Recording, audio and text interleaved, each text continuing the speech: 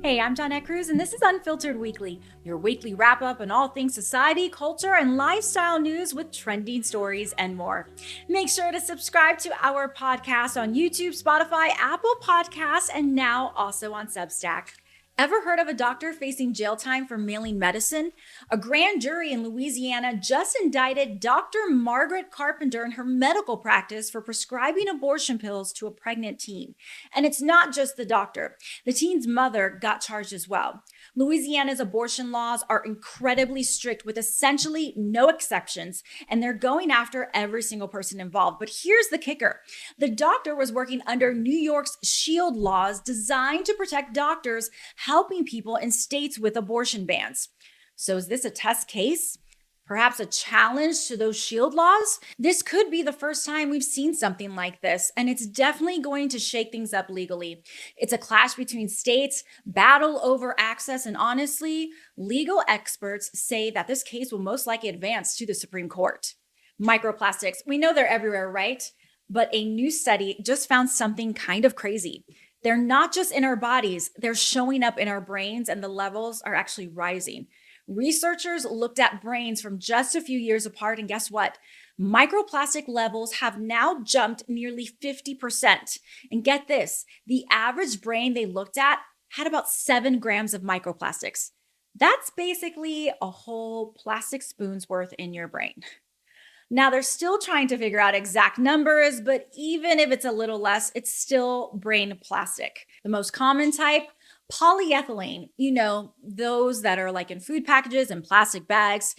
And here's an even weirder twist. Dementia patients have 3 to 5 times more microplastics in their brains.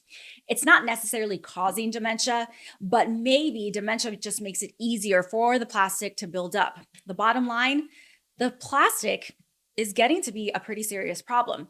And obviously, we are making more and more plastic every single year that ends up inside of us. It's in our blood, our breast milk, even in babies before they're born. We don't know exactly what it could potentially do to us just yet, but currently it has been linked to strokes and heart attacks.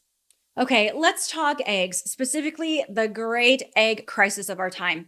Even Waffle House, that legendary purveyor of all things breakfast, is feeling the pinch. They've had to add a 50-cent surcharge to every egg. Now think about it. Waffle House slings over millions and millions of eggs each year, so 50 cents adds up. And people are not happy. Apparently, some Waffle House employees are even getting an earful, but this is not just a Waffle House thing. Eggs are expensive everywhere. We're talking egg heist, people. Somebody actually stole over $40,000 worth of eggs. So what is the deal? It's bird flu. Millions of chickens have been had to put down, causing a huge shortage.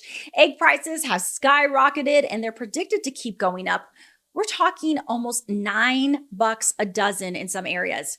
While there's no significant danger to the general public in regards to the bird flu, scientists are closely monitoring whether or not it can become airborne like COVID.